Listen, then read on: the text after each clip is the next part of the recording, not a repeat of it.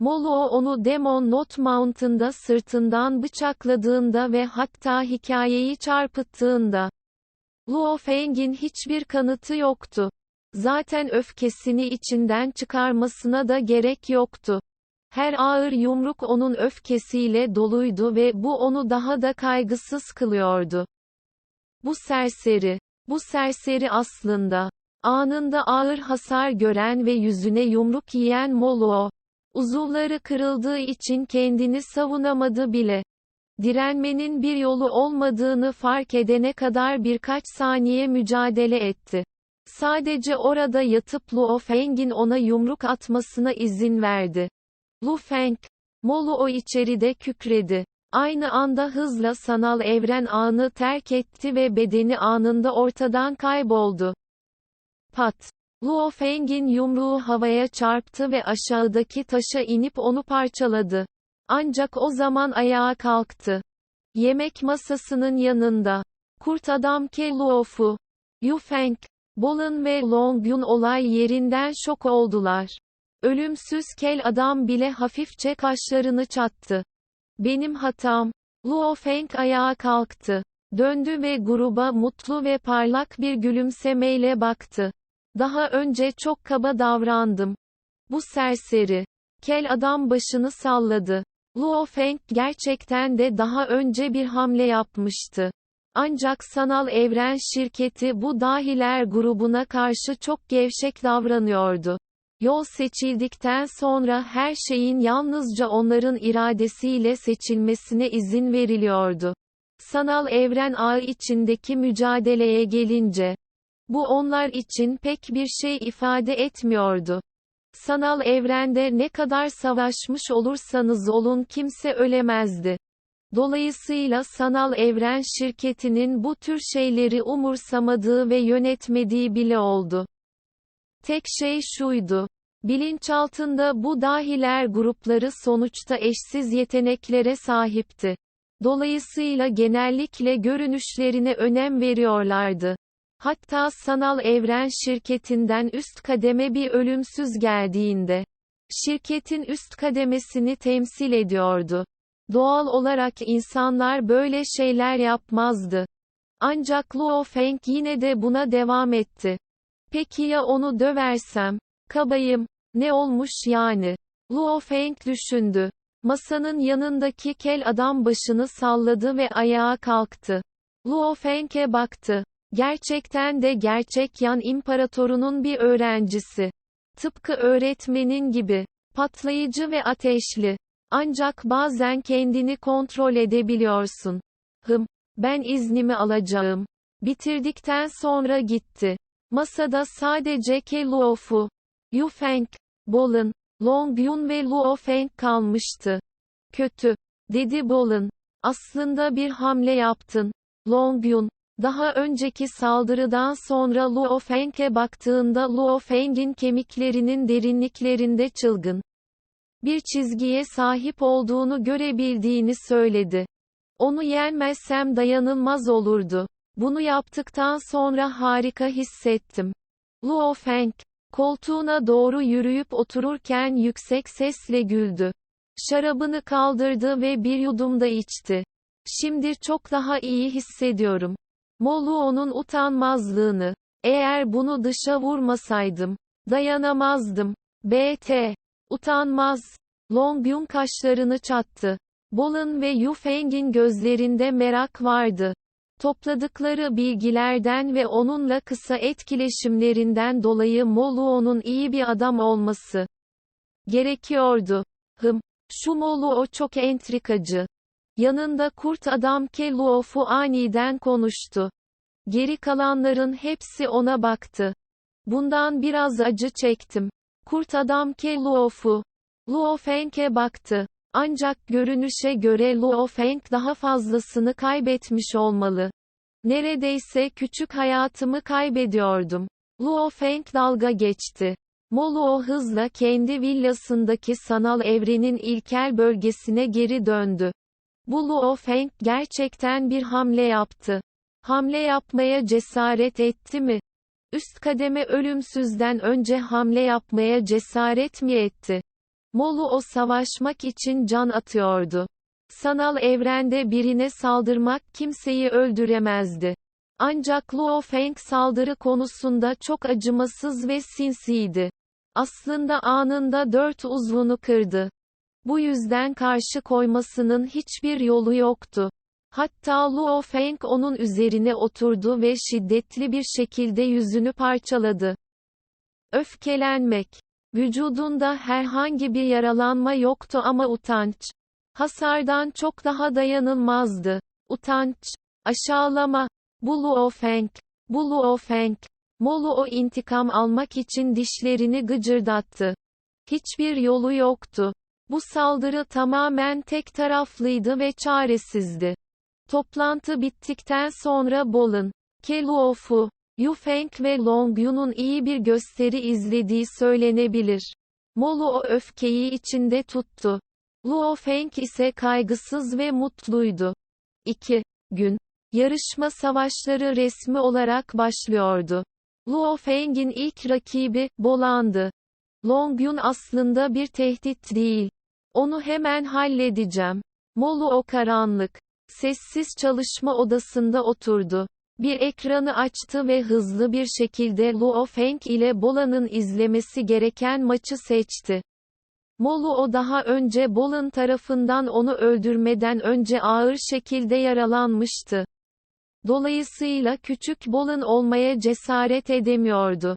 Luo Feng doğal olarak ne kadar güçlü olduğunu biliyordu.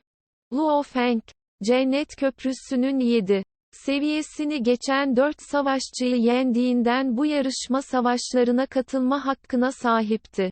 Gücü kesinlikle güçlüydü. Moluo, Luo Feng ve Bolan'ın mücadelesinin önemini anladı. Kim daha güçlü?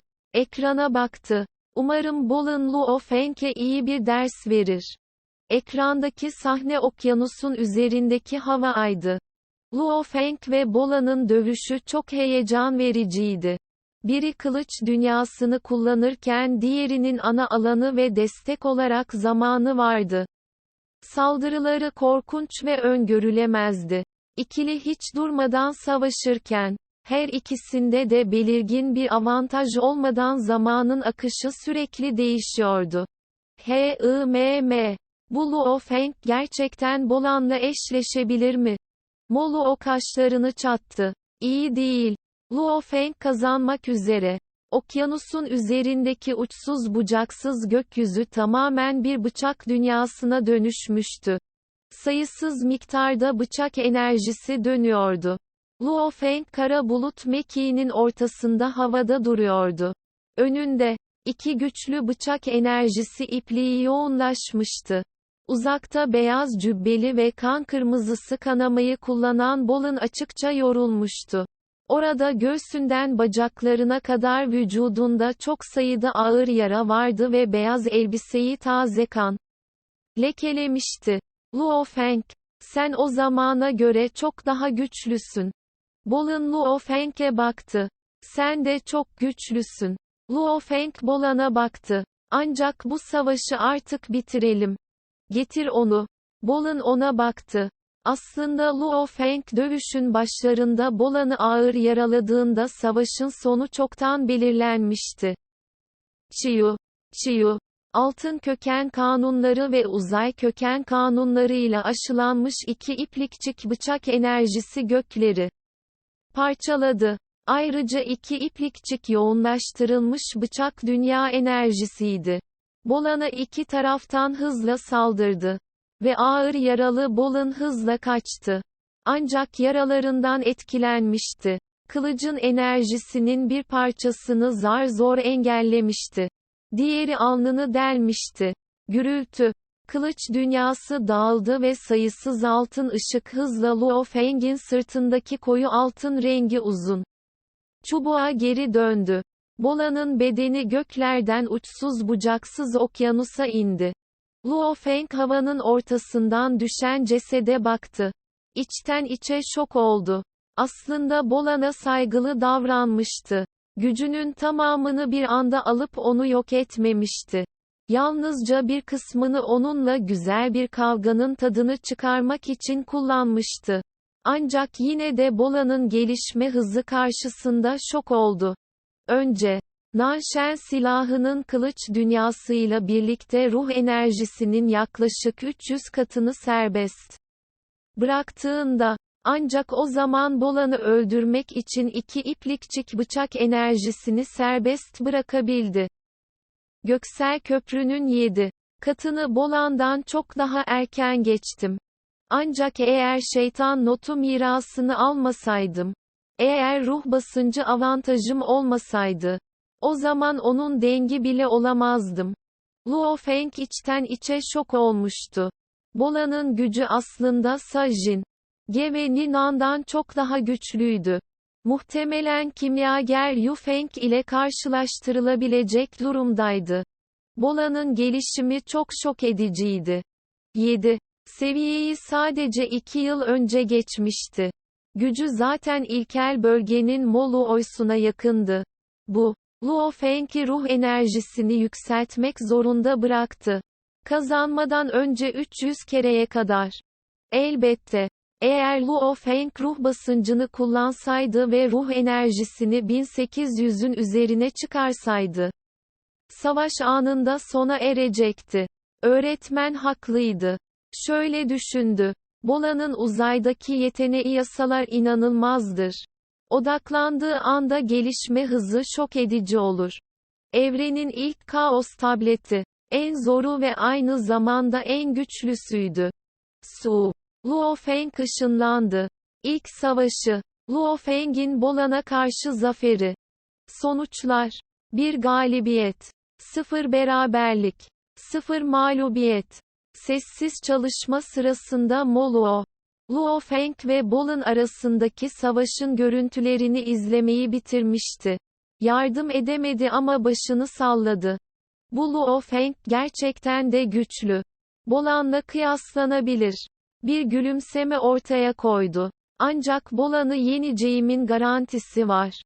Luo Feng'e karşı sıkıntılı olsa da yine de sorunsuz kazanacağım.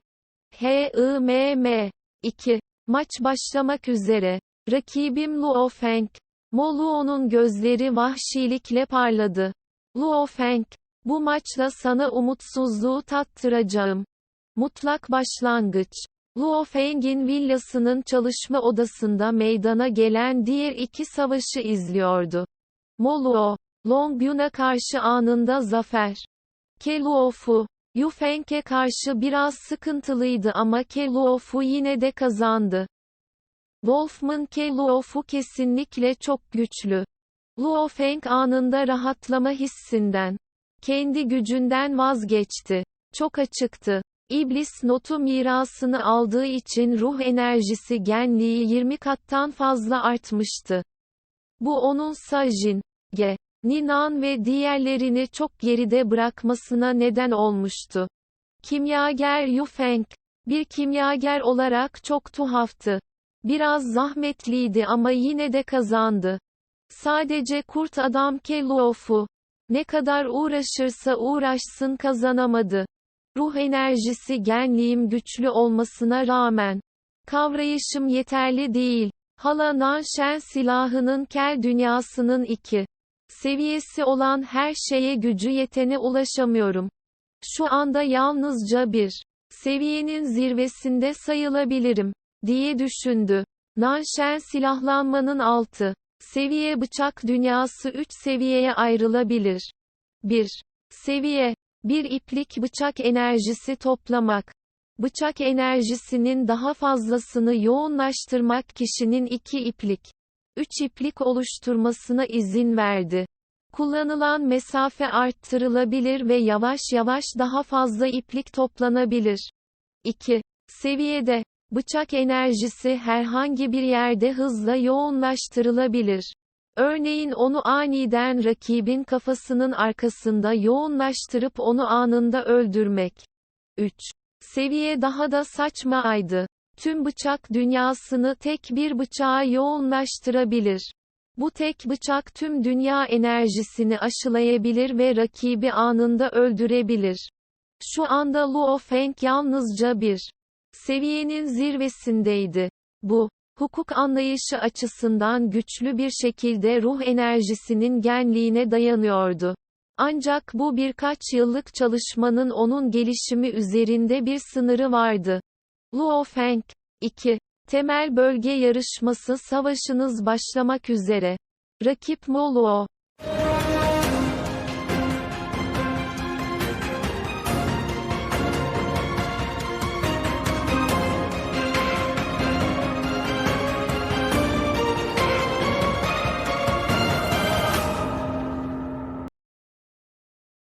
Bölüm 592, Luo Feng. Mo Luo'ya karşı. Luo Feng yere basmadan önce yerin ve gökyüzünün eğrildiğini hissetti. Etrafına baktı. Burası ıssız bir dünyaydı. Bir bakışta, eğer yerdeki hendekler değilse, çok sayıda uzun ve kısa koyu kırmızı dağ vardı. Uzaklara baktı. Orada geniş bir alan gördü. Hatta bir gezegene yakın. Gezegen ortamı. Burada hava inanılmaz derecede inceymiş gibi geliyor. Muhtemelen yaşamın desteklenemeyeceği bir yer. Gezegenin yerçekimi. Dünyanın yerçekiminin yalnızca 2/3 kadardı. Luo Feng hemen sonuca vardı. Issız gezegende. Luo Feng koyu kırmızı bir zırh giymişti. Sırtında koyu altın renkli uzun bir çubuk taşıyordu ve kara bulut mekiğinin üzerinde durarak anında gökyüzüne uçtu. O tarafta. Luo Feng uzakta büyük bir enerjiyi açıkça hissedebiliyordu. Hemen kara bulut mekiğine adım attı. Hızla birçok dağı geçti ve hedefini kovaladı. Birkaç saniye sonra, uçan Luo Feng aşağıda bir dağın zirvesinde duran altın rengi bir silüet gördü. Bu o. Luo Feng hızla yavaşladı ve havada süzüldü. Lu Feng. Tamamen altın zırhla kaplı Mo Luo. Gözleri alev ve öfkeyle doldu. Bugün size ilkel bölge üyelerinin mutlak başlangıç üyelerinden daha güçlü ve çok daha güçlü olduğunu söyleyeceğim. Kim bu konuma meydan okumaya cesaret edebilir? İlk bölge üyeleri kararlı bir şekilde bastırılacak. Savaş moduna giren Mo Luo artık her zamanki uysal hali değildi. Vahşi bir canavar gibi bir delilikti. Gerçekten mi? Luo Feng uzaktaki altın silüete soğuk bir şekilde gülümsedi. Senin gibi utanmaz bir serseri. Kesinlikle bir ihtişama sahipsin. Utanmaz olan sensin. Mo Luo kükredi. Luo Feng'in ifadesi ağırlaştı. Her şeye rağmen Mo Luo hala utanmadan bu utanmaz davranışını sürdürdü. Hareketini yap. Yoksa hiçbir şey yapma şansın bile kalmaz. Luo Feng uzaktaki Mo Luo'ya soğuk bir şekilde baktı. Kibirli. Mo Luo, kara bulut mekiğinin ortasında havada Luo Feng'e baktı. Anında uzaya koşarken kükredi. Vuruşu taş dağın sallanmasına neden oldu. Ardından parçalanmaya başladı. Sayısız taş parçası her yöne yuvarlanıp uçtu. Mo Luo anında Luo Feng'e ulaştı. Evet. Gümbürtü. Neredeyse yanan bir göktaşına benzeyen bir yumruktu. Etrafındaki boşlukta bile dalgalanmalar vardı. Onu doğrudan Luo Feng'e doğrulttu. Luo Feng kara bulut mekiğinin üzerinde durdu ve her şeye soğuk bir şekilde baktı. Mo Luo'nun güçlü yumruğu ona ulaşırken, Luo Feng'in ilk soğuk gözleri anında parladı. Korkunç bir bilinç baskısı Mo Luo'ya saldırdı. Erken aşamadaki bir sektör lorduyla karşılaştırılabilecek bu baskı. O zamanlarsa Jin'i bile tamamen şaşkına çevirmişti. Gümbürtü. Mo Luo'nun yüzü anında solgunlaştı. Köken yasasının aşıladığı harikalar etkilenmişti. Ne yani? Onun bilinç baskısı bu kadar mı korkunç? Ne mucizevi karşılaşmalar yaşamıştı ki? Bu kadar korkunç bir bilince sahip olmak. Bilinç gücü onun ruhunun gücünü temsil ediyordu ve ruh da yaşamın özüydü. Eğer ruhu bu kadar güçlüyse, bir ruh okuyucusunun yolunda yürümek onu daha da güçlü yapmaz mı? İmkansız. Moluo şiddetli bir şekilde kükredi. İfadesi zorlandı. Gözleri kan çanağına dönmüştü. Başını kaldırdı ve Luo Feng'e baktı. Luo Feng, öl. Gökyüzüne doğru koştu. Her iki eli de pençeler oluşturup. Biri diğerinden biraz öndeydi. Bir anda tüm alan etkilendi. Ardından pençeleri göğsünün önünde bükülürken hemen, çi. Çevredeki yasa enerjileri harekete geçti. Hepsi etkilendi. Gümbürtü. Vücudunun dışında 30 metreden uzun 4 pençeli vahşi bir canavar görüntüsü belirdi. Canavar sıskaydı. İlk bakışta açgözlü bir kurda benziyordu. Tek tuhaf şey alnında 2 siyah boynuzu olmasıydı. Her iki pençesi de bu vahşi canavarın dişlerinin olduğu yerdeydi. Uluma. Moluo'nun ifadesi zorlandı. Gökyüzüne doğru koştu ve doğrudan Luo Feng'e doğru koştu. Gökyüzünde yükseklerde bulunan Luo Feng, aşağıya doğru koşan Moluo'ya baktı. Soğuk bir gülümseme ortaya koydu ve yumuşak bir şekilde emir verdi. Bıçak dünyası. Sırtındaki koyu altın renkli uzun çubuk anında sayısız küçük altın ışık saçtı. Onlar da sırayla her biri çok ince ve ince olan, birbirine bağlanan sayısız altın iplik fırlattı. Kara ve gökyüzü aniden geniş bir bıçak dünyasına dönüştü. Bıçak dünyası. Uluma. Moluo'nun enerjisi Luo Feng'e doğru koşarken yükseldi. Ölmek. Luo Feng soğuk bir şekilde söyledi. Hemen önünde koyu altın kılıç enerjisi iplikleri topladı. Bir inci yoğunlaştığında hızla Moluo'ya ateş etti. Ardından 2 yoğunlaştırılmış bıçak enerjisi ipliği takip etti. Eş zamanlı olarak üçüncüsü de toplanma aşamasındaydı. Çocuk oyuncağı. Moluo kükredi. Sağ pençesini hareket ettirerek canavarın büyük ağzını şiddetle açmış gibi görünmesini sağladı. Gümbürtü. Sağ pençe 1 bıçak enerjisinde kesildi. Tüm canavar görüntüsü hafifçe sarsıldı. Ancak bıçak enerjisi dağıldı. Haha, kesinlikle kazanacağım. Moluo'nun gözleri çılgınlıkla doluydu. Normalde uysal ve sakin olmasına rağmen, gerçek bir savaş sırasında o, hiçbir insanlığı olmayan, yaşayan bir canavardı. Moluo'nun ifadesi değişti. Gümbürtü. Kılıç enerjisinin 2 ipi ona doğru ilerledi ve onu bir kez daha engelledi. Gümbürtü. Bade enerjinin 3 konusu. Bıçak enerjisinin 4 ipliği. 5 konu. Neredeyse sürekli mermiler gibi. Dalga üstüne dalga. Moluo tekniğini kullandı ve 4 ipliğe karşı hayatıyla savaştı. Tekniğinin canavar imajını oluşturmak için kullandığı ahşap, ateş ve uzay yasaları tamamen dağılmıştı. O gittiğinde doğal olarak artık engelleyemedi. Bıçak enerjisinin 5 ipliği Moluo'nun avucunu ve ardından doğrudan göğsünü delerek kanlı bir boşluğu ortaya çıkardı. Aynı anda, saldırının gücü onu şiddetli bir şekilde yere düşürdü. Kılıç enerjisinin birçok ipliği birbiri ardına vücudunu delip geçerek daha da düşmesine neden oldu. Hayır. Moluo'nun gözleri kanlanmıştı. Ağzı taze kanla doluydu. Başka bir bıçak enerjisi ipliği yüzünü delip geçerek anında bilincini yok etti. Gümbürtü. Moluo'nun zaten delikler ve yaralanmalarla dolu olan vücudu nihayet o taş gezegenin yüzeyine geri devrildi. Büyük bir gürültüyle, yaklaşık 10 kilometre çapında halka şeklinde devasa bir hendek oluştu. Tam ortasında onun bulunduğu yer vardı. Vücut yere indi. Kılıç dünyası otomatik olarak dağıldı ve sayısız altın ışıklı Luo Feng'in sırtındaki koyu altın renkli uzun çubuğa geri döndü. Luo Feng yavaşça aşağı indi. Devasa halka şeklindeki hendeğe ve merkezdeki Moluo'nun parçalanmış ve parçalanmış vücuduna baktı. Sen Bolan'dan sadece biraz daha güçlüsün.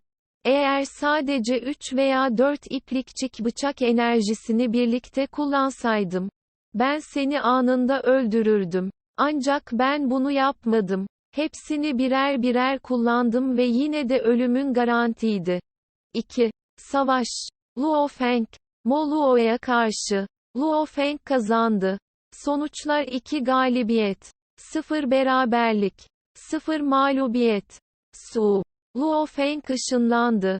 Daha önceki mutlak başlangıç maçları sırasında Luo Feng kendisinin Sajin, Ge ve Ninan'dan çok daha güçlü olduğunu fark etmişti. İblis notu mirasından önce onlardan daha zayıf değildi. Artık ruh enerjisi genliği 20 kattan fazla arttığına göre, bu sadece bir azalmaydı. Kimyager Yu Feng'le uğraşmak zordu çünkü gizemli ilaçları vardı. Kimyacılar çok özeldi. Güçlü bir savaşçı, zayıf bir insandan daha dayanıklı olmayabilir.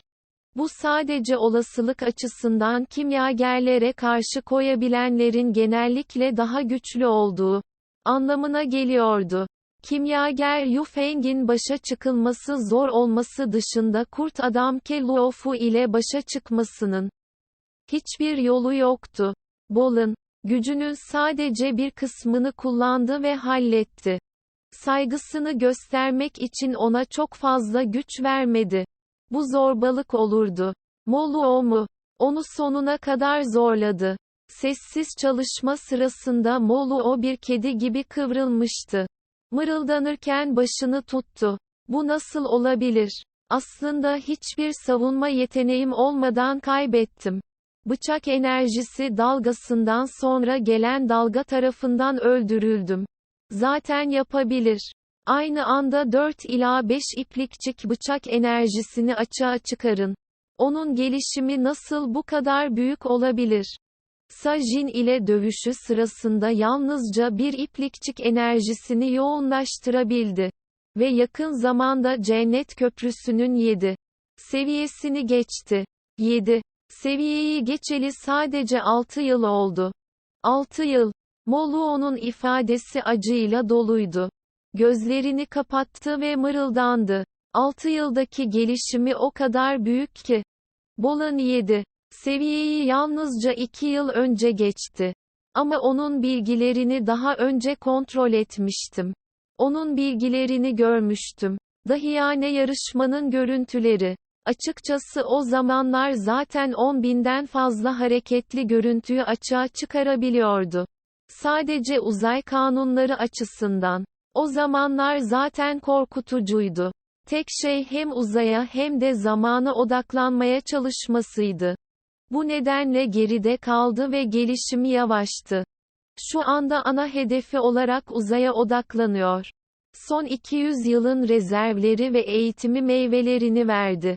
Dolayısıyla çok hızlı bir şekilde 7 seviyeyi geçti. Tüm bu 200 yıllık eğitimi hızla anladı ve güce dönüştürdü. Şok edici gelişimini anlıyorum. Ama Luo Feng, ona neler oluyor? Engin evrende her şeyin bir nedeni vardır. Hiçbir sebep yokken saçma sapan derecede güçlü olamaz. Moluo orada kıvrılırken acı içinde gözlerini kapattı ve durmadan mırıldandı. Luo Feng dahiyane savaşlar sırasında hala çok zayıftı ama gelişmeye devam etti. Eğitiminin her bir parçası zaten güce dönüşmüştü. Yapmamalıydı, gelişmede öyle ani bir sıçrama oldu ki. Neden? Neden? Çalışma odasında kıvrılan Moluo şiddetle gözlerini açtı ve tüm uzuvlarını yere çarpmak için kullandı. Gözleri kan çanağına dönmüştü. İfadesi mücadele ediyordu. Haha. Kaybettim. Kaybettim. Bu turu kaybetmek. Tüm yarışma savaşlarını kaybettiğim anlamına gelir. Mutlak başlangıç bölgesine atıldım. Atıldım. Moluo çaresizce yere düştü. Çalışma odasında neredeyse dümdüz yatıyordu. Gözleri yaşlarla doluyken neredeyse bir deli gibi konuşuyordu. Yarışma savaşında 6 katılımcı vardı ve yalnızca bir yuva vardı. Yalnızca en güçlü olan bu yuvayı kazanabilirdi. Dolayısıyla maçı kaybettiğiniz an artık umut kalmıyordu. Bir süre sonra, Moluo, neredeyse yaralarını yalayan ve tamamen iyileşen bir kurt gibi ayağa kalktı. Gözleri sonsuz bir hırsla doluydu. Sadece geçici olarak mutlak başlangıç bölgesine atıldım. Hala bir sonraki eleme savaşları var. Yapabilirsem, evren düzeyinde başaramasanız bile hala etki alanı lordu düzeyi var. Ben, Moluo, kesinlikle en güçlüsü olacağım. Yolumu kimse engelleyemez. Hiç kimse. Moluo yavaşça kükredi. O sırada Moluo, Luo Feng'in gücünün büyük yükselişinin ardındaki nedenin o zamanki tekmesi yüzünden olduğunu bile bilmiyordu. Tekmesinin amacı kendisini bir tehditten kurtarmaktı ancak Luo Feng'in önündeki en büyük engel haline gelmesine neden oldu.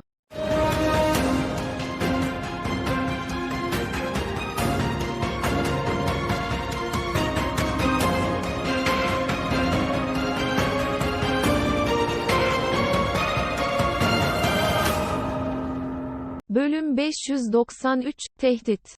Sanal Evren Şirketi'nin evren düzeyindeki çekirdek üyelerinin yeterlilik savaşları her 100 yılda bir gerçekleşir. En çok dikkat çeken savaşlar şüphesiz ilk bölge slotu için yapılan yarışma savaşlarıydı. İlk olarak, her seferinde bir üyenin girmesine izin veren yalnızca bir yuva vardı.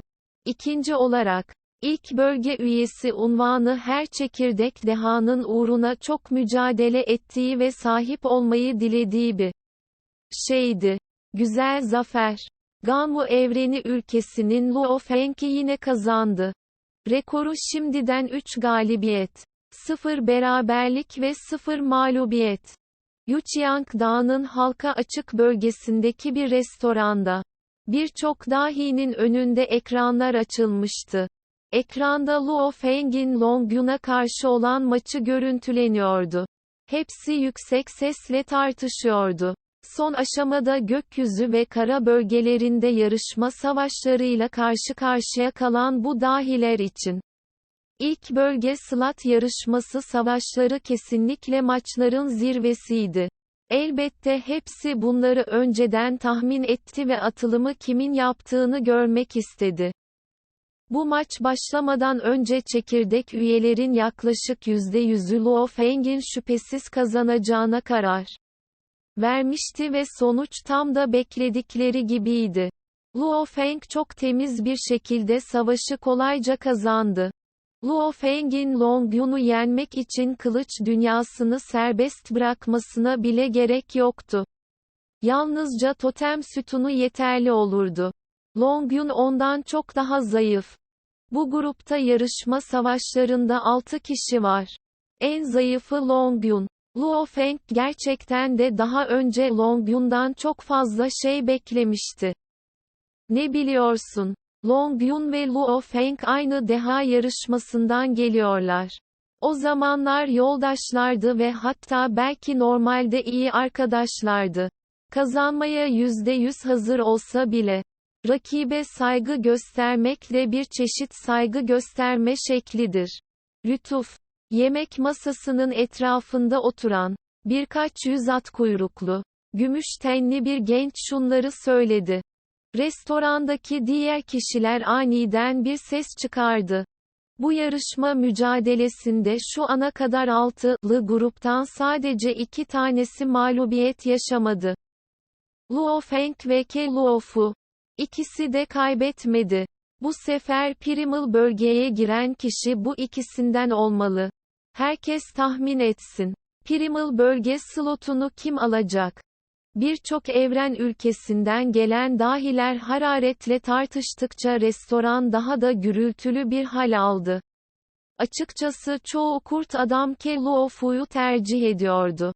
Restoranın tam ortasında oturan, şaşırtıcı derecede şişman, Kırmızı gözlü, kocaman ağızlı bir adam yüksek sesle güldü. Luo Feng, kesinlikle Ke Luofu'ya kaybedecek. Dahası, Yu Feng'i bile geçemeyebilir. Luo Feng'in 4 maçı kimyager Yu Feng'e karşıydı. Kimyacı Yu Feng mi? Restoran anında sessizliğe büründü. Yu Feng'in gücü çok büyük değildi ama kimyagerin gücü dahilerin içini ürperten bir şeydi. 3 savaş, 3 galibiyet. Bu noktada Bolin, Longyun, Mo Luo ve Yu Feng'in hepsi kayıplar yaşadı. Sadece o ve Ke Luofu hala kazanıyordu. Yu Feng'i yenmem lazım. Yu Feng'i yendikten sonra art arda 4 galibiyet elde edeceğim. Luo Feng düşündü. O zaman mücadele edeceğim ve Ke Luofu'ya karşı her şeyimi vereceğim. Kaybedersem mutlak başlangıç bölgesinde kalacağım. Kazanırsam ilk bölgeye gireceğim. Yu Feng mi? Luo Feng masasının önüne oturdu ve dizüstü bilgisayarının ekranına baktı. Üzerinde kimyagerler hakkında büyük miktarda bilgi görüntüleniyordu. Aslında insanlık için geniş evrende pek çok özel yol vardı. Bilinen savaşçı ve ruh okuyucu. Hepsinden en temel ve en yaygın olanıydı. Kuklaları kontrol eden uzmanlar. Bir kuklacı. Savaşta güçlü canavarları kullanan canavar terbiyecileri. Evrendeki pek çok tuhaf malzemeyi inceleyen kimyagerler vardı. Bunların hepsi zayıfların güçlülerle savaşmasına olanak tanıyan özel mesleklerdi. Örneğin, biri ekstra güçlü bir canavarı evcilleştirirse, doğal olarak onun gücü de güçlü olurdu. Bununla birlikte, bu tür uzmanların gelişim yolları çok daha dar ve zirveye ulaşmak daha zordu. Yasaları yeterince kavrayamayan birçok savaşçı bu uzmanlığı denemeyi tercih ediyordu. Ancak bunlar doğru yol olmayabilir. Başarısızlık yüzdesi %99,99999. %u aştı. Bu uzmanlık yollarından yükselmenin çok zor olduğu söylenebilir. Kimyagerler, evren araştırmacılarına isim verdiler. Evrendeki pek çok tuhaf malzemeyi, bunların pek çok özel özelliğini inceleyecekler. Daha sonra kendi yöntemlerini kullanarak bunların sayısız ve sonsuz ayrıntılarını inceleyecek ve sonunda kendi saldırı tarzlarına uygun ilaçlar yaratacaklardı. Bu uyuşturucuların hepsi form ve stildeydi. Toz, kum tanesi, çiçek, ağaç ve hatta bıçak. Her neyse, kimyagerin ilaçları son derece tuhaftı ve öngörülemezdi. Güç açısından ise çeşitlilik gösteriyorlardı. Yaşam evrimleri nedeniyle, evren seviyesindeki savaşçılar kozmik ışınları, güçlü manyetik alanı, aşırı yüksek sıcaklıkları ve yüksek yerçekiminin neden olduğu yıkımı göz ardı ederek beyaz cüce yıldızlarda bile savaşabilirlerdi. Yaşam güçlerinin son derece inatçı olduğu söylenebilirdi. Dolayısıyla bu seviyedeki bir savaşçıya uyuşturucuyla zarar vermek gerçekten çok zor bir şeydi. Fakat, sonuçta başarılı olan insanlar var. Ölümsüzleri bile tehdit eden bir ilaç yaratmayı başaran evren düzeyinde bir kimyager olabilir. Evrenin tarihinde böyle durumlar vardı. Elbette bunlar nadirdi ve bulunması zordu. Uyuşturucuyu üretmenin yolunu bilseniz bile, sadece adımları takip ederek başarılı olmak yine de çok zordu. İlaçların yapım süreci çok karmaşıktı. Hatta ilacın yaratıcısının kendi sonuçlarını 2 kez tekrarlayamayabileceği noktaya kadar. Özetle bir kimyager, ilaçları araştıran ve yaratan araştırma tipi bir savaşçı. Tıpkı evrenin gizli bölgelerinde bulunan ve bir ölümsüzü bile uyutabilen bazı sisler gibi çeşitli. Doğal olaylar gibi. Bu sisler de doğal uyuşturucular gibiydi.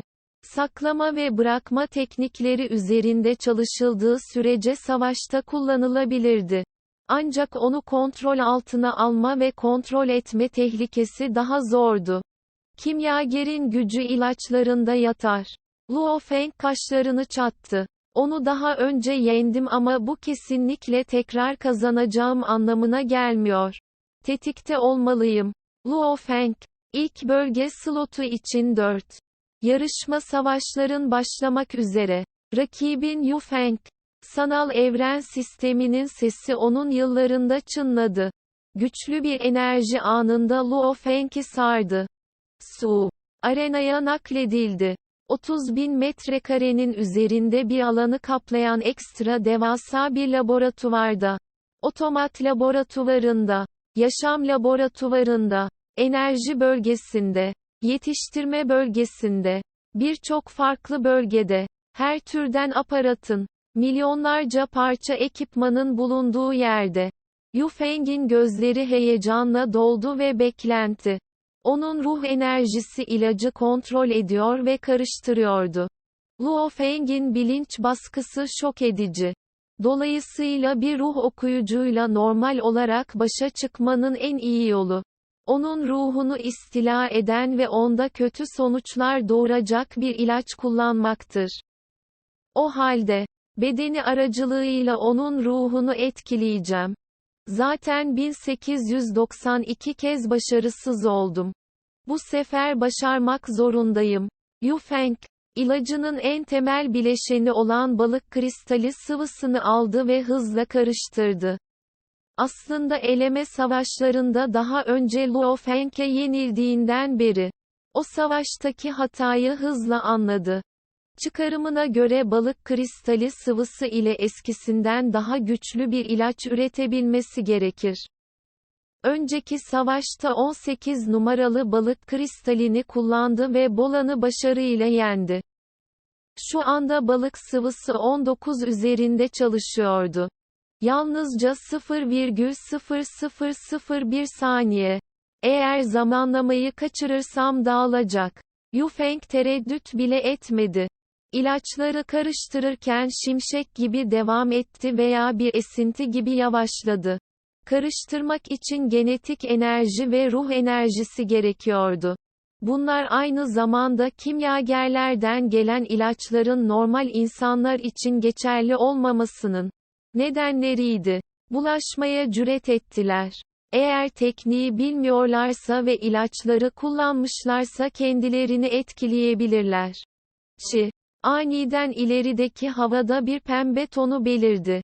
Pembe yavaş yavaş renksizleşti. Neredeyse hiçbir şey yokmuş gibi.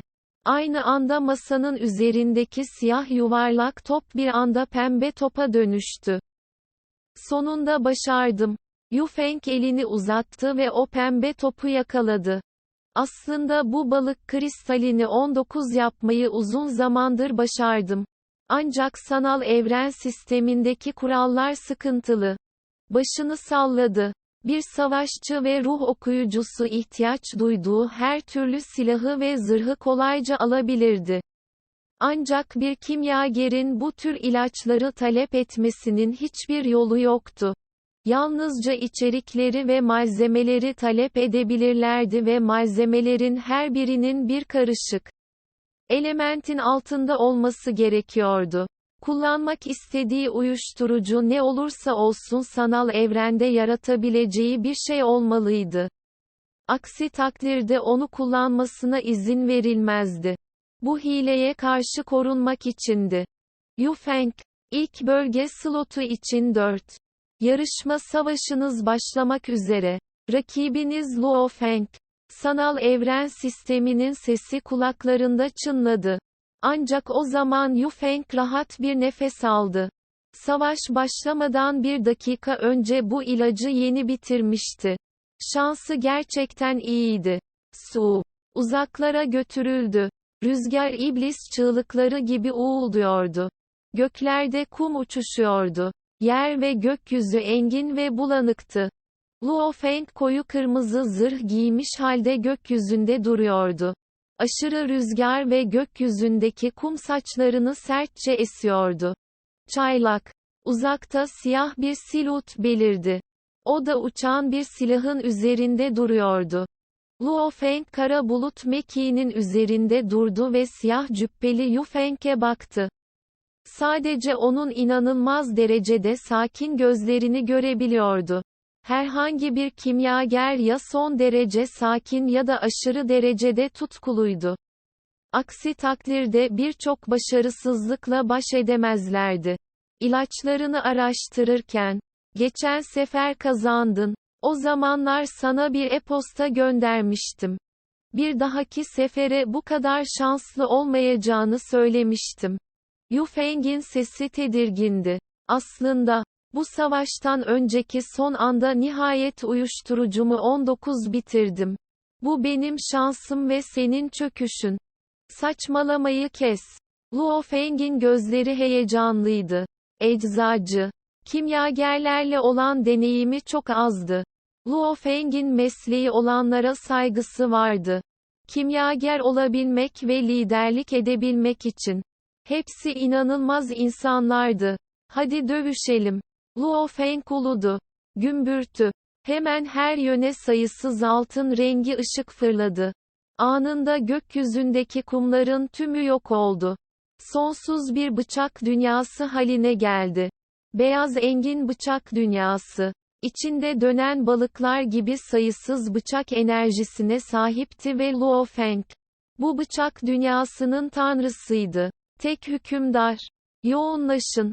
Bir anda 5 iplikçik bıçak enerjisi Luo Feng'in önünde yoğunlaştı ve her biri bir bıçak şeklini aldı.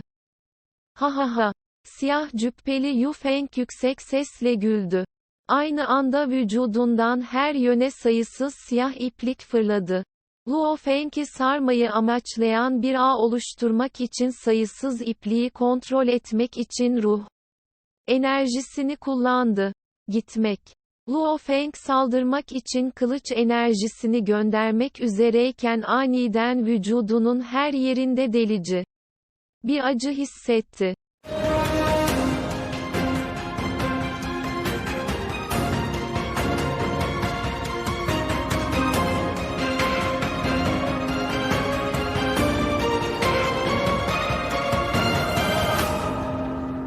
Bölüm 594, Şok. Acı hala Luo Feng'in eşiğinde olmasına rağmen, bu türden delici bir acı hızla kafasına nüfuz etti. Hatta beyni bile bunun etkilerini hissetti.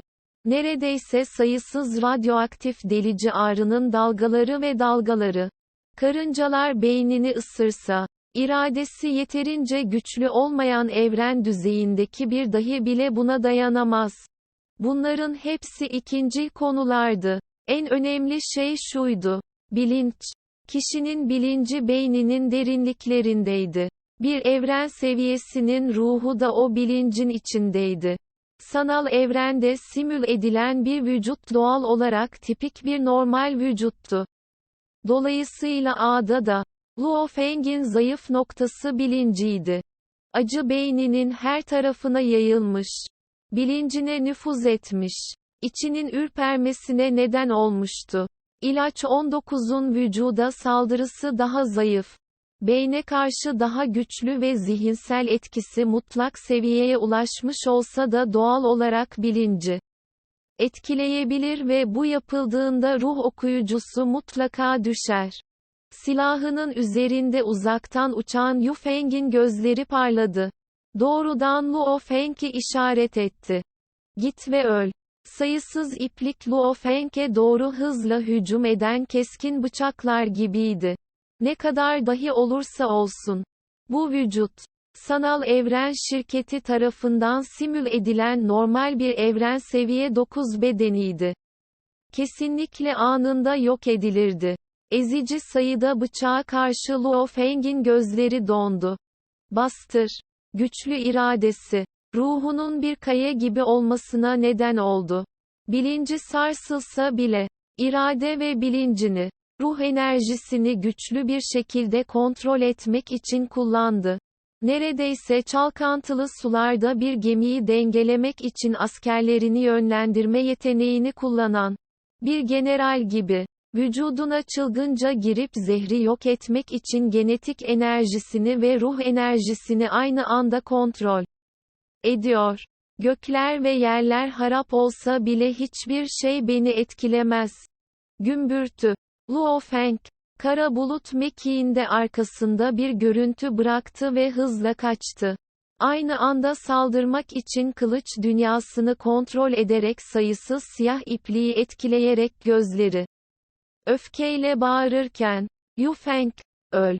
Gümbürtü, gümbürtü, gümbürtü, gümbürtü, gümbürtü.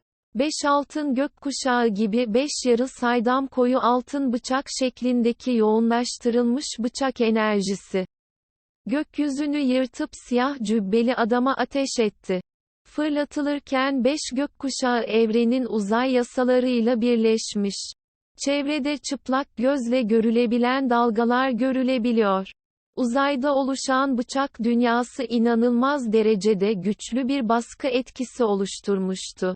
Blade dünyası o kadar şok ediciydi ki, bunu nasıl bu kadar kolay atlatabildi? İradesi ve bilinci ne kadar korkutucu. Siyah cübbeli Yu Feng'in gözleri inançsızlıkla doldu.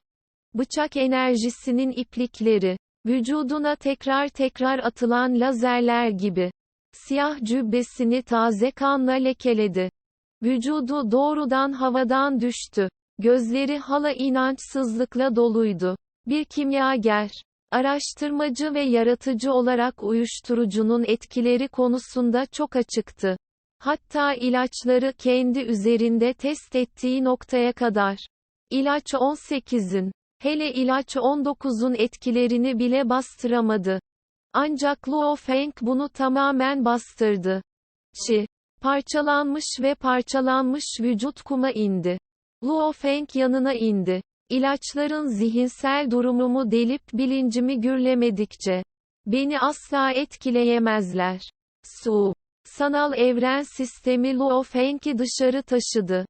Luo Feng'in kimyager Yu Feng'e karşı 4 maçı, zafer, sonuç 4 galibiyet, 0 beraberlik, 0 mağlubiyet. Evrende, bir ilacın kişinin zihinsel durumunu tamamen delip geçmesi ve bilincini anında parçalaması. Evren 9. Seviye bir savaşçının bilincini parçalayabileceği bir aşamaya ulaşması gerçekten mümkündü. Yaratılış süreci son derece zordu ve kaçak bir ilaç olmalı. Eğer onu büyük ölçekte üretebilseydik, o zaman evren askerlerinin yıldız tarlalarının dışındaki savaşlarda görev almasının hiçbir anlamı olmazdı. Evren sonuçta adildi. Bu, kimyagerlere olağanüstü güçlü ilaçlar yaratma yeteneği kazandırdı ama aynı zamanda onların yollarını da son derece zorlaştırdı. Aşırı güçlü ilaçların sayıca üretilmesi zor olacak şekilde ayarlandı. Hatta yaratıcının onu güvenli bir şekilde kullanamayacağı noktaya kadar. Kaybettim. Bu benim stratejimin hatası olur. Yu Feng laboratuvarında beyaz bir cübbe giymişti ve hızlı bir şekilde kaybın nedenini düşünüyordu. O bir ruh okuyucu. Saldırı yöntemleri ruh enerjisini kullanıyor. O zaman vücuduna ne kadar zarar verirsem vereyim, İradesiyle hala yapabiliyor. Nanshen silahını kontrol etmek ve bana saldırmak için ruh enerjisini kullan. Dolayısıyla ilk saldırı yolum doğruydu. Önce Nanshen silahını kullanmasını etkilemeliyim. 1. Ruhu etkileyen ilaçları hemen kullanmak. Ancak Kasivo'nun 6 numaralı ilacımda başarısız oldu. 2. Onun zihinsel durumunu delmek ve bilincini etkileyerek Nanshen silahı üzerindeki kontrolünü derinden etkilemek. Yu Feng kaşlarını çattı ve düşündü. Düşünce sürecim yanlış değildi. Dolayısıyla tek bir sebep var. İlaçlarım yeterince güçlü değil. Yu Feng artık düşünmedi. Hemen önündeki havaya tıkladı ve ekstra büyük bir ekran belirdi. Üzerinde kelimeler bulanıktı. Sonra kendini tekrar uyuşturucu araştırmasına kaptırdı. Kimyacılar yalnız savaşçılardı. Onlar da bu yalnızlığa katlanmak zorundaydılar. Aksine, uçsuz bucaksız evrende, yalnızca yaşam formlarının sayısı bile sayısızdı. Bitkiler gibi malzeme türleri bir yana, yalnızca bu isim bile 100 milyon yıla kadar okunsa bile, bunu yapamazdı. Evrendeki tüm bitki türlerini okumak, birçok bitki türü, metal, sıvı, gaz, evrende keşfedilebilecek her şey, ister yıldızlar, gezegenler, kara delikler, hatta mikroskobik yaşam formları olsun. Her şey bir kimyagerin araştırma alanına giriyordu. Eğer bir kimyager kendi yöntemleriyle kara delik üretebilseydi, o kara delik onun ilaçlarından biri olurdu. Tabii bu abartılı bir örnek. Bir kara delikten önce evrenin uzayı bile parçalanırdı. Bir ölümsüz bile emilip yok edilirdi. Kara delik mi yaratıyorsunuz? Kimyagerin yolunu bugüne kadar başaran olmadı. Evren inanılmaz derecede genişti. Birçok nesil kimyager birbirini takip ediyordu. Ancak onlar yine de sanki ilerlemeleri için sayısız yol varmış gibi hissediyorlardı. Belki bir kimyagerin şok edici bir keşif yapacağı bir gün gelirdi. O kazandı. Luo Feng, kimyager Yu Feng'i yendi ve art arda 4 galibiyet elde etti. Ke Luofu da 4 savaşını tamamlamış ve Long Yun'u yenmişti. Böylece ikisi art arda 4 galibiyet elde etti. Sanal Evren şirketinin Yuchiang Dağı'ndaki on binlerce çekirdek üye yaklaşan maça çok dikkat ediyordu. Hatta alan lordları ve sektör lordu seviyesindeki üyeler bile bu maçı bekliyordu. Çünkü genellikle yarışma savaşlarının yarısında, yeri kimin alacağını zaten söyleyebilirlerdi. Ancak bu sefer iş aslında final maçına kalmıştı. Ganwu Evren ülkesinden gelen bu serseri, Sanal Evren şirketine kısa bir süre önce katıldı. Sadece 200 yıl önce ve gerçekten ilk bölgeye girmeyi deneyebiliyor mu? Ancak görüntülere bakılırsa Ke Luofu gerçekten çok güçlü. Luo Feng, Yu Feng'i mağlup ettikten sonra kendi çalışma odasında sessizce oturdu. Art arda 4 galibiyet, onun ilkel bölgeye girme şansının en yüksek olmasını sağladı. Kurt adam Ke Luofu, bunu çözmek için muhteşem bir savaş. Luo Feng'in gözleri neredeyse çılgın, altın boynuzlu bir canavar gibi parlıyordu. Lu Feng, zihninde aniden bir ses çınladı ve hızla aşağıya koşarken onu sersemletti. Orada, oturma odasında gerçek Yan İmparatoru basit, altın rengi uzun bir elbiseyle duruyordu. Öğretmenim, Luo Feng hızla saygıyla eğildi. Gerçek Yan İmparatoru Luo Feng'i dikkatle gözlemledi. Yüzünde bir gülümseme belirdi ve başını salladı. Fena değil. Bu sefer çok iyi iş çıkardın. Öğrenciniz ilk bölgeye girmedi. Hala bir savaş daha var. Luo Feng çaresizliğini ortaya koydu. Ancak bu son savaşta hiçbir garantisi yok. Yeterince iyi iş çıkardın. Turu Yan hemen kanepeye oturdu ve Luo Feng'e baktı. Bu sefer art arda 4 galibiyet aldın. 1. Bolan'a karşı kazandığın galibiyet senin dahiyane rekabetin en istisnai üyesi olduğunu kanıtladı. 2. Galibiyet ilk bölge üyesi Moluo. Gücünüzün zaten ilk bölge seviyesinde olduğunu kanıtladı. 3. Yu Feng'i yenmek. Böyle olağanüstü bir kimyagerin bile sizin zayıf noktanızı bulamayacağını kanıtladı. Luo Feng hiçbir gurur duygusu olmadan kenarda duruyordu. Turu Yan durumu görünce şaşırdı. Normalde bir öğretmen bir öğrenciye ders verdiğinde öğrencisinin kibirli olacağından endişeleniyordu. Ama onun bu öğrencisi, her zaman alçak gönüllüydü. Ona iltifat ettiğinde bile Luo Feng aynı kaldı. Ama Ke Luofu'yu yeneceğimin garantisi yok. Luo Feng hala tamamen yaklaşan 5 maçına dalmıştı. Dayak. Turuyan yüksek sesle güldü.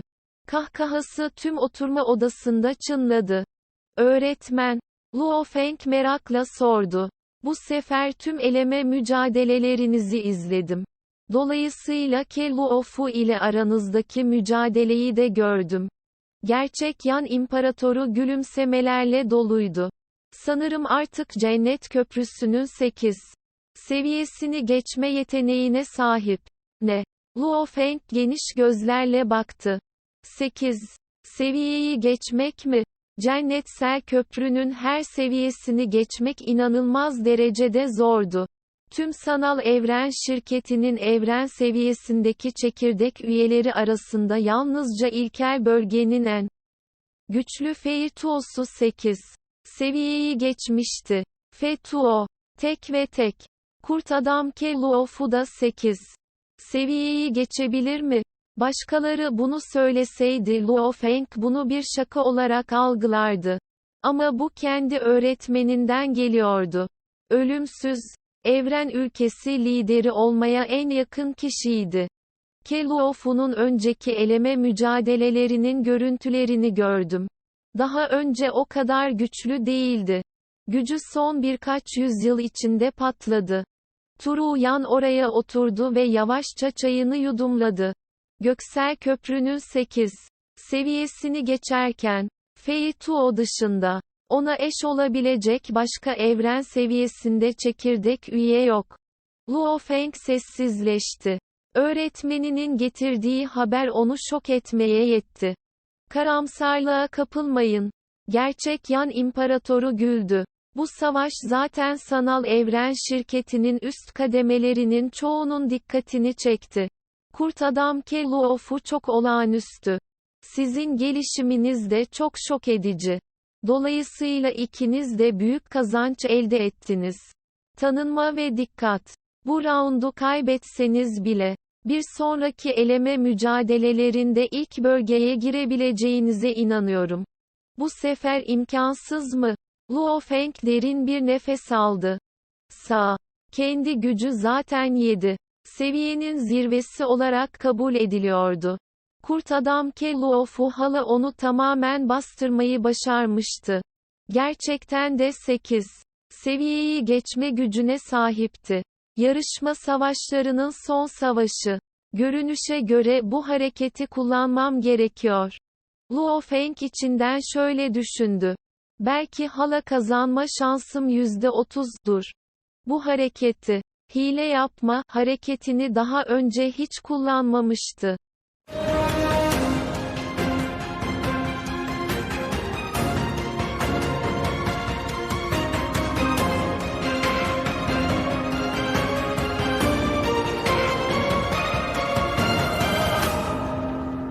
Bölüm 595, Luo Feng ve Ke Luofu.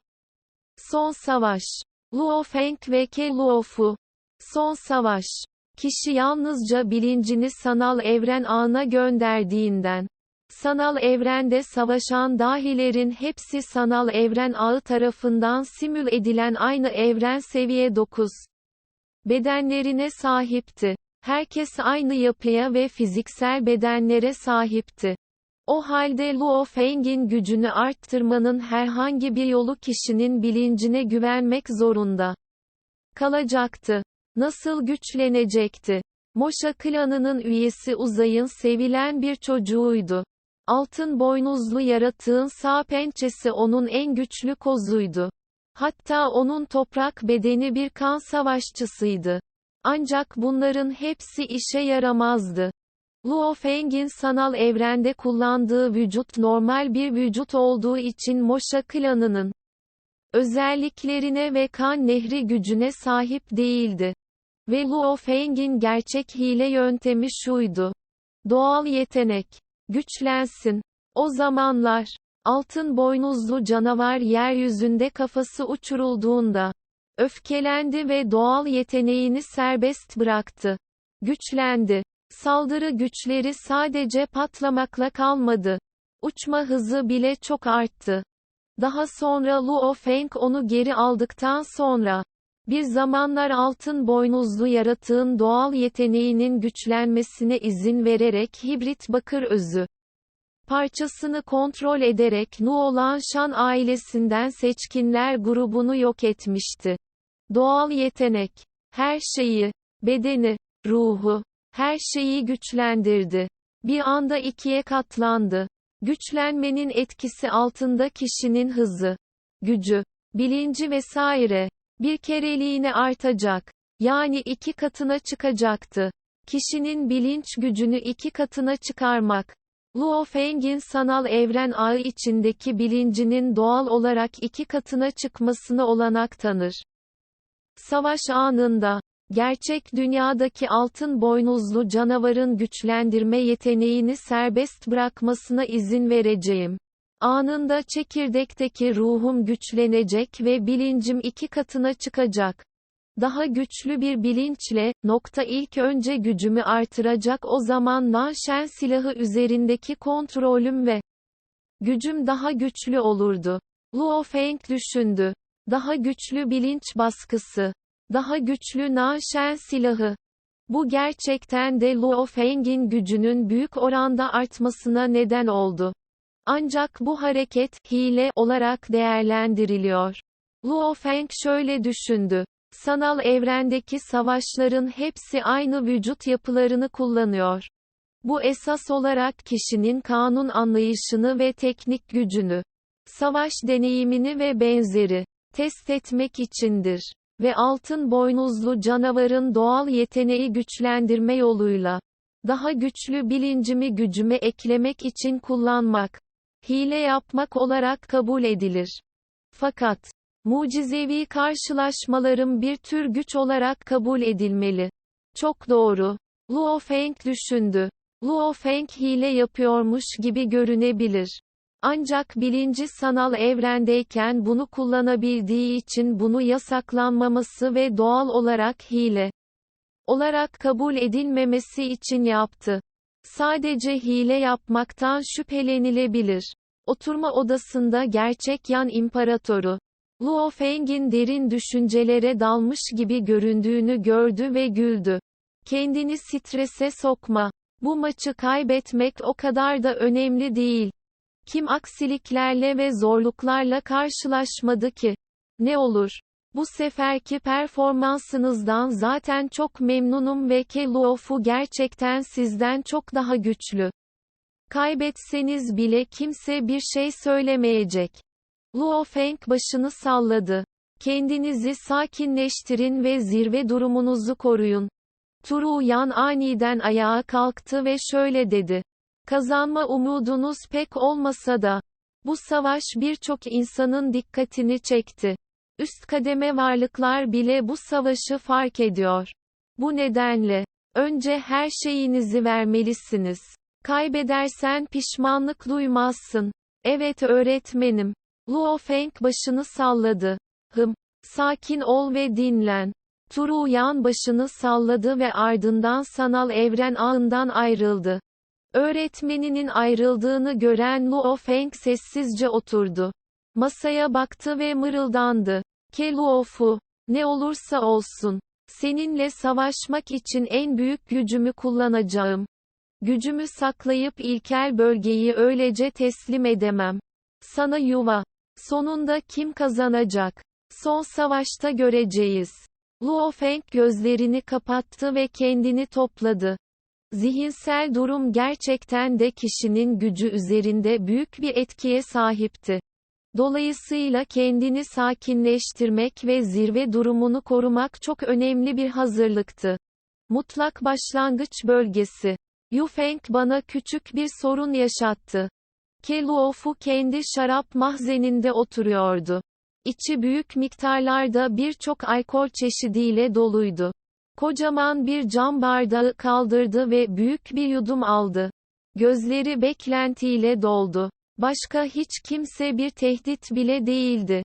O serseri Luo Feng, gerçekten inanılmaz bir potansiyele sahip.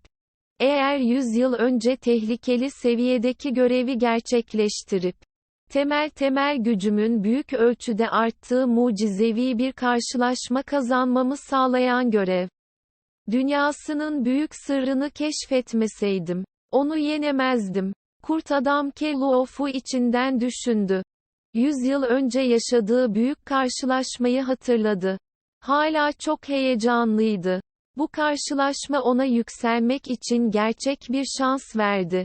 Şu anki hali gerçekten de Göksel Köprü'nün 8 seviyesini geçme gücüne sahipti. Ancak bunu denemek için acele etmedi. Çünkü bunu ancak eleme mücadelelerinden sonra yapmaya hazırlanıyordu. O zaman geç kalmış sayılmazdı. Şimdilik, onu yenmek hiç de zor olmayacak. Kurt adam Ke-Luofu'nun gözleri vahşilik duygusuyla parladı. Eğer bu sefer ilk bölgeye girmeyi başarabilirsem, o zaman başka bir imkansız seviyedeki görevi üstlenmek için bir şansım daha olacak. Ve daha tehlikeli seviyedeki görevler sanırım bu görevlerden büyük sırları öğrenebileceğim.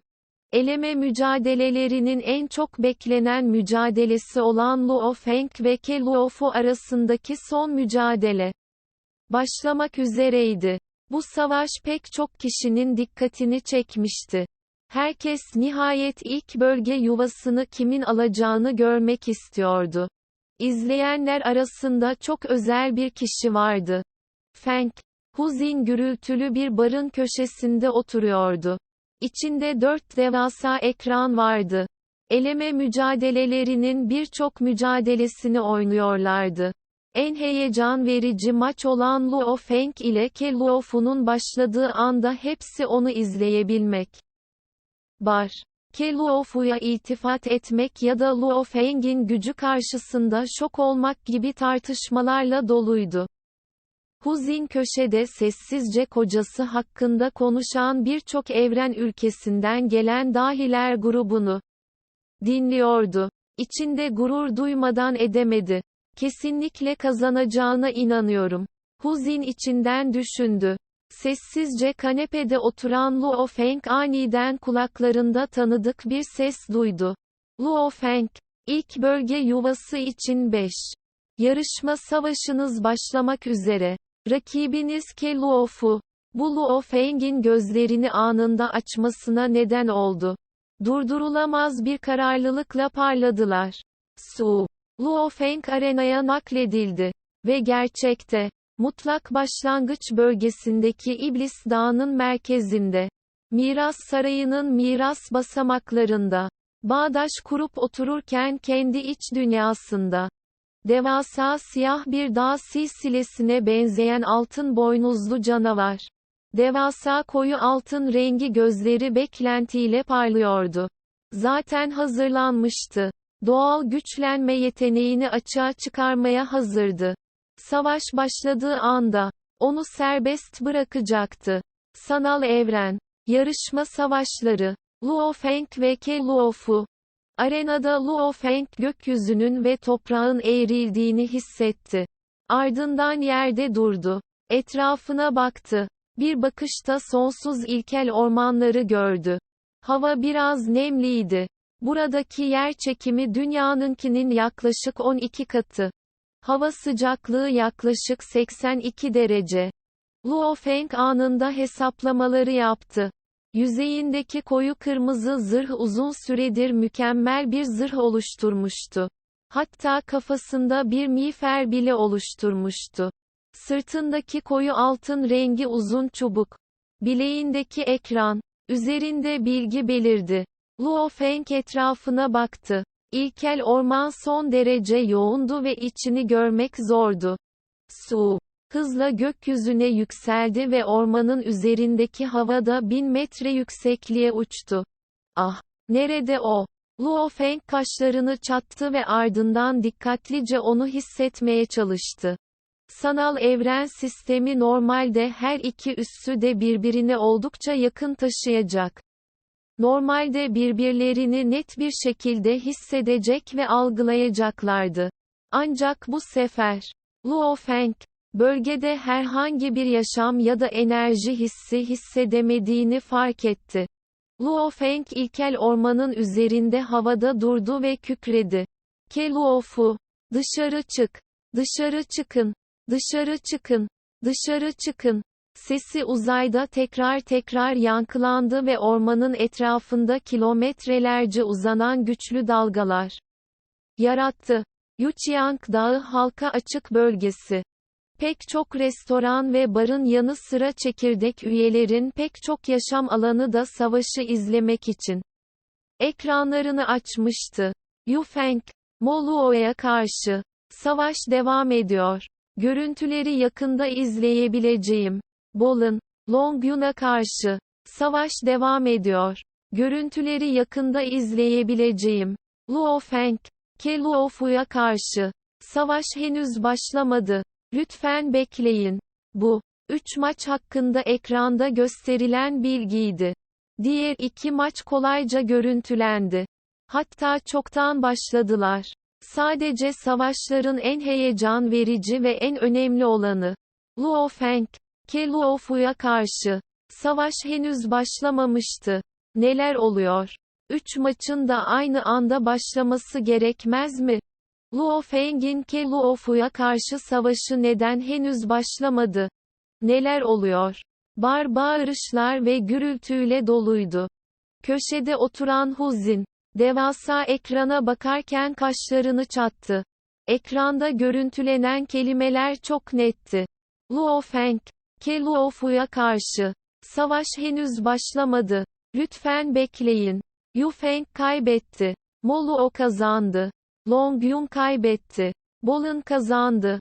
Diğer 2 savaş sona erdi. Ancak Luo Feng'in savaşına bağlı olan ekran hala öncekiyle aynı uyarıyı gösteriyordu. Luo Feng, Ke Luofu'ya karşı savaş henüz başlamadı. Lütfen bekleyin. Ekrana bir şey mi oldu? Bana mı bakıyorum? Bardaki çekirdek üye grubunun tamamı ekranın önünde havada duruyordu. Luo Feng'in Ke Luofu'ya karşı maçıyla bağlantılı olan ekran hala aynı mesajı gösteriyordu. Luo Feng, Ke Luofu'ya karşı savaş henüz başlamadı. Lütfen bekleyin. Lütfen kıçımı bekle. Bu en önemli maç. Neler oluyor? Çekirdek üyelerden oluşan grubun tamamı endişeliydi. Huzin de endişeliydi. Wuka, Rongjun ve diğerleri de nefeslerini tutarken endişeliydi. Hatta Luo Feng'in öğretmeni Turuyan İmparatoru ve Sanal Evren şirketinin üst kademesi bile şüpheliydi. Arenada, ilkel ormanın üzerindeki havada Luo Feng etrafına baktı. Neler oluyor? Neden Ke Luofu ortaya çıkmadı? Luo Feng kaşlarını çattı. Luo Feng, sanal evren sisteminin sesi tekrar kulaklarında çınladı. 5. Maçın başından bu yana, Ke Luofu'nun bilinci henüz sanal evren ağına girmedi. Bu yüzden onu buraya taşıyamadık. Karar şu, Ke Luofu hükmen mağlup oldu. Luo Feng geniş gözlerle baktı. Müsaade mi edildin?